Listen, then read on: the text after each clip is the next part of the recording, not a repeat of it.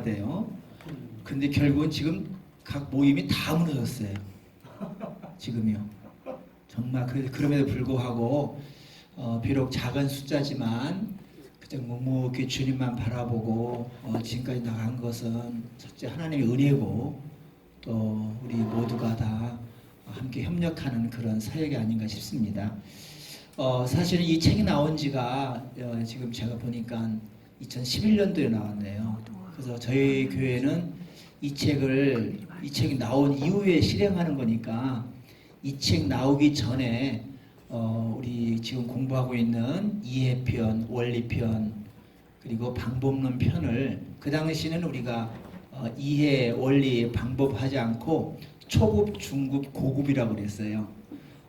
그래서 그 공부를 저희 교회는 2번에 걸쳐서 오후 예배 때 제가 한번 하고 또 제 아내가 한번 하고 그래서 주일날 오후 예배 때 공부를 하고 있는 차에 우리 장 목사님이 이 50일 기도치유 체험에 대한 이 책을 또 집필을 하시고 또 이것이 보급을 되었습니다.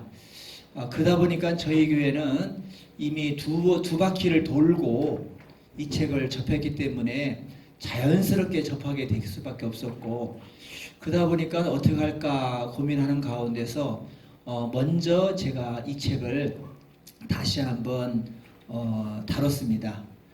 50일이기 때문에 매일 다룰 수밖에 없죠. 그래서 특별 기간 삼아서 다루고 그 다음에 한 번 다루기가 좀 그래서 이제는 이미 구역장 중심으로 성도님들은 다 책이 있기 때문에 이것을 50일이니까 구역공과가 가능하더라고요.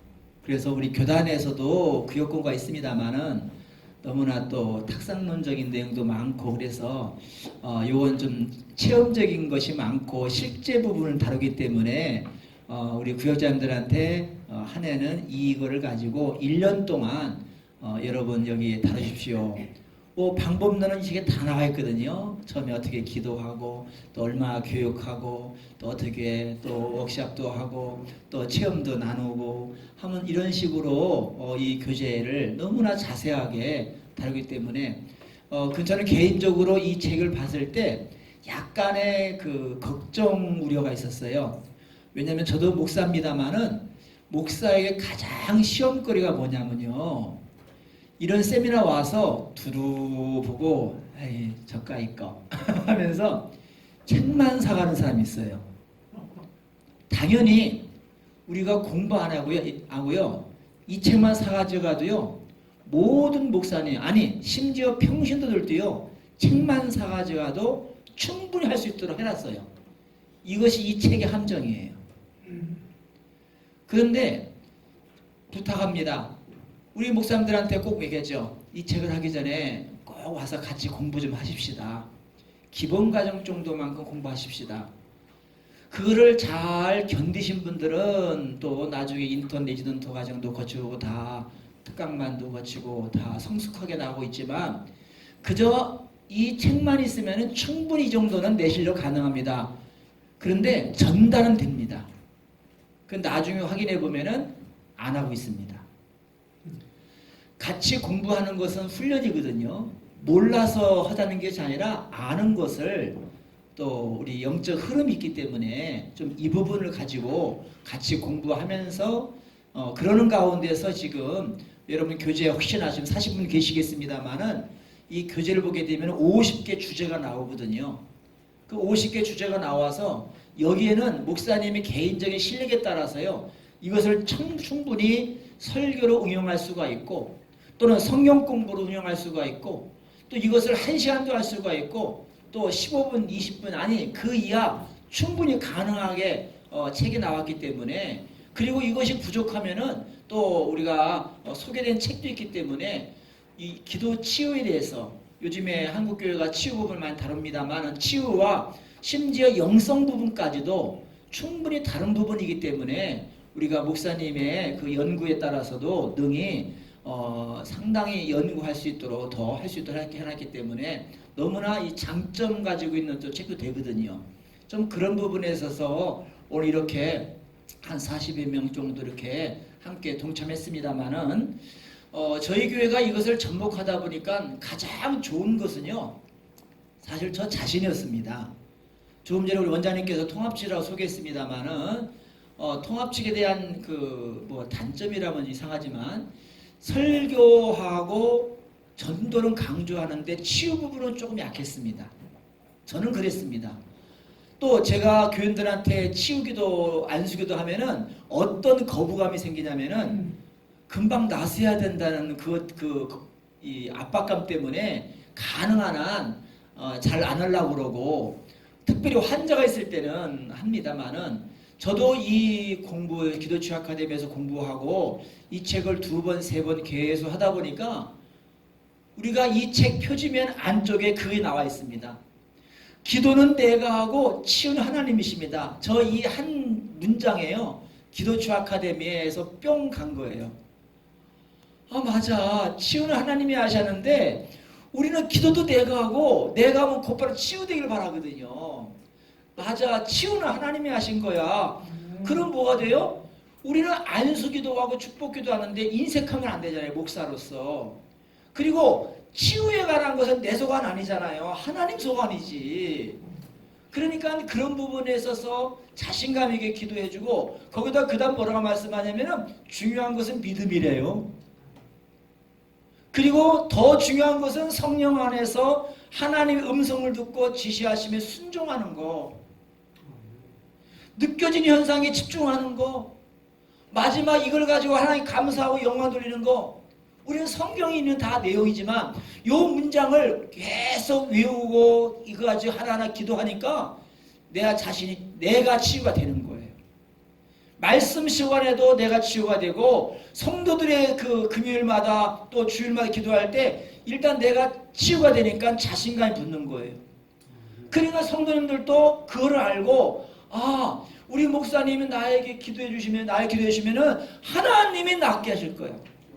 또 나는 내가 지금 안수기도 하면은 기도는 내가 하지만 하나님이 나를 도구 삼아서 하나님이 하실 거야. 이러한 역할이 생기니까 목회가 훨씬 더 제가 힐링이 되고 은혜가 되더라는 겁니다. 특히 저 같은 경우 요즘이 아니라 이제 이걸 한 이후로 제 아내가 그러는 거예요. 여보, 당신 기도치유 아카데미 공부했는데 왜 안 해? 뭐 다 했잖아. 하나 안 했잖아. 뭐 주일 낮 예배 시간에 왜 치유기도 안 해? 제 아내한테 한 방 제대로 먹었어요. 그래서 이제는 주보에다가도 제가 설교 시간 이후에는 치유 기도 시간 나와 있어요. 그리고 제가 설교한 다음에 감동이 주어지면은, 특별히 감동이 주어지면 하나님께서 이렇게 말씀하시는데 누군지는 모르겠습니다 하면서 그 환자가 누군지 모르겠지만 그 상처 부위에 대해서 집중적으로 기도하고, 그런 특별한 감동이 안 주어지면은 오늘 주님께서 치유를 원하십니다. 원하시는 거니까요. 여러분 아픈 부위에 손을 얹으시기 바랍니다. 특별히 아픈 부분 없습니까? 여러분은 중보기도 원하시는 분이 있으면 그분이 아픈 부위 어디든지 그 부분을 놓고 기도합시다. 그럼 모두가 다 기도하다 보면 다 손 얹어 있고 있어요. 가슴, 머리, 치매, 등등 있으니까. 그럼 기도합니다. 다른 때는 일반 기도할 때는 조용조용 기도하는데 또 치유 기도는 권세 기도가 있어야잖아요. 그럼 강력하게 권세 기도합니다. 또 하나님이 또 힘을 주시면은 또 명령합니다. 또 마귀 내쫓습니다. 그러면 평상시에 아멘 한 사람 안내도 아멘 합니다. 그러다 보니까 성도들도 기도가 회복이 되는 걸 볼 수 있습니다. 뭐를 통하여? 이미 우리 성교회들은 이 책을 하기 전에 이미 우리가 여러분이 지금 공부하고 있는 이해 원리 방법론을 이미 2번을 공부했고, 또 이걸 가지고 2번 정도 해왔으니까, 그리고 지금 잠시 쉬고 있는데 이제 좀 성도가 좀 바뀌었으니까 다시 이제 모집을 다시 하려고 지금. 저희 교회는 새벽기도 대신에 저녁기도를 매일 하기 때문에 충분히 더 가능하거든요. 오히려 더 좀 그런 부분에 있어서, 왜냐면은 기도하는 시간도 우리가 1시간 주어지지만 또 기도하기 전에 한 30분 40분 저한테 시간이 주어지니까 충분히 이것을 강의식으로 또는 설교식으로도 가능하기 때문에 제가 충분히 접목이 가능해서 할 수 있습니다. 그런 가운데 제가 제일 먼저 효과 본 것은 일단 제가 목회에 대해서 설교에서 자유권을 가지고 있다는 거예요. 사실상 여러분 이 책을 보시면 알겠지만요, 여기에 평신도가 공부하기는 가로치기니까 얼마나 가로치기 쉬워요. 이건 초등학교 수준 아니겠어요? 더 해답도 저 뒤에 나와 있어요. 그러니까 공부 빨리 하려고 그러면 해답부터 되는데 그러면 나중에 안 되고 본인이 먼저 공부해보고 맞나 안 맞나 저 제 과목마다 제 뒤에 해답이 있으니까 그대로 쓰면 되는데 그 해답 가로에 쓰는 것은 유치원 방법이잖아요. 초등학교 방법이고. 그러나 목회자가 이걸 가지고 충분히 메시지가 가능하잖아요. 그리고 성경 공부도 가능하잖아요. 그리고 중간중간에 중요한 부분이 있으면은 또 암송도 시키는 거고. 그러니까 한 예로 우리 성도님들 같은 경우는 지금 엊그저께 만났는데 지금 82세, 그분 75세 때인가 그때쯤 공부하는 거 기억하는데 그 권사님은 이 팔이 엘보 걸렸었어요. 왜 그런지 아십니까? 여기에는 성경이 너무너무 좋아서 성경을 다 써오는 거예요. 노트에다가.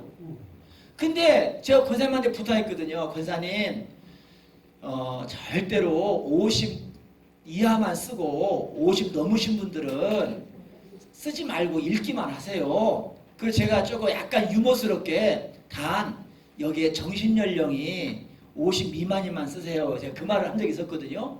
그 권사님이 그래요. 목사님 저는 신체 나이는 70 넘었지만 정신연령이 아직 어려가지고 써야 돼요. 그래서 쓰는데 이 엘보 걸려도요 안 쓰면 안 되겠더라는 거예요. 왜? 아프지만 그보다 더 나한테 기쁨이 더 많으니까 제가 말리할 이유가 없잖아요. 왜? 하나님으로 기쁨을 주어진다는데.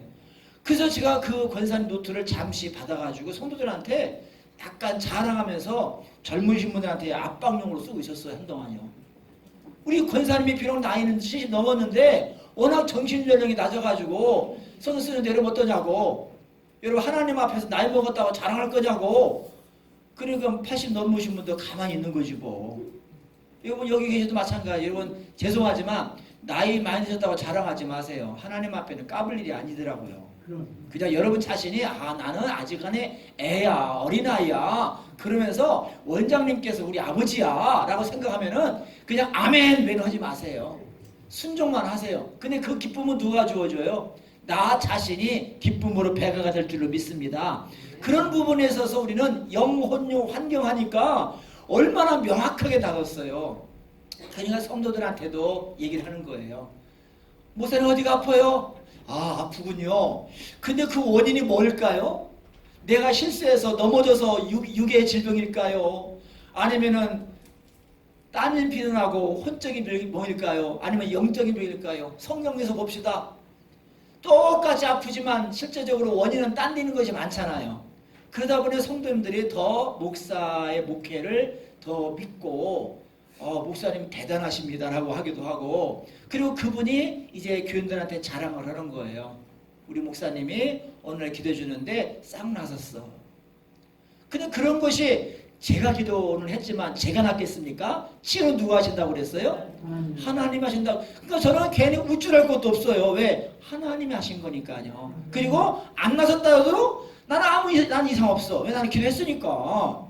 하나님이 낫게 하지 않은 것 뿐이에요. 그리고 또 하나는 본인이 말씀에 순종하지 않은 것 뿐이죠. 그러면서 저는 자신감 있게 또 그 부분을 터치해서 계속해서 기도하고 말씀에 순종합시다. 그리고 하나님 앞에 더 매달읍시다. 그러니까 자연적으로 성도들이 말씀에 바로 서려고 그러고 그리고 기도하려고 그래서 점점점 온전케 되는 것을 볼 수가 있습니다.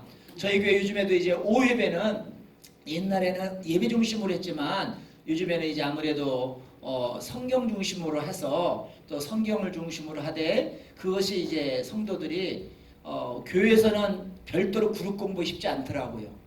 그러다 보니까 거의 다 제가 예배 시간, 5예배 시간에 해야 하고 또는 개인 기도 시간, 개인 시간에 하기 때문에 저희 교회는 주보에다가 낮 예배 설교한 거를 주보 속지 별주 만들어서 성경 공부식으로 개인 시킵니다.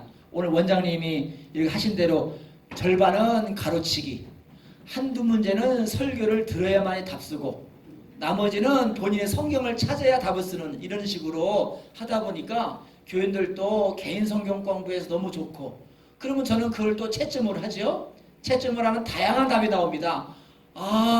이렇게 해서 또 이런 답도 나올 수 있겠구나 하면서 잘못된 건 교정해주고, 또 제가 생각하지 못한 답이 나오면은 격려해주고 바로 그것이 바로 가만히 지나고 생각해 보니까 제가 이렇게 원장님한테 10년 이상 이렇게 같이 배우고 또 이런 책들을 하다 보니까 그런 아이디어가 생긴 것 같습니다. 그러다 보니까 자연히 성도들이 말씀 생활하고 기도까지 같이 나가니까 자연적으로 성도들이 온전케 할 수밖에 없는 것이고 그러다 보니까 성도들이 기도하는 그 기도 패턴이 바뀌는 거예요. 뭐로 바뀌냐면은 이미 이 책을 공부했기 때문에 옛날에는 무조건 지옥신만 하다가 하는데 이제는 중보기도도 할 줄 알고 권세기도가 먼저 할 줄 아니까 강하게도 기도하고 그러한 모습을 보면서 아 성도님들이 많이 성숙해졌구나. 그러지만은 또 지나니까 잊어먹으면은 또 중간에 한번 터치해줘야 하고 그리고 또 한 번 합니다. 여러분 이미 이것은 지난번에 설교했던 내용인데 하면서 리바이벌 또 합니다. 또 하면 어때요?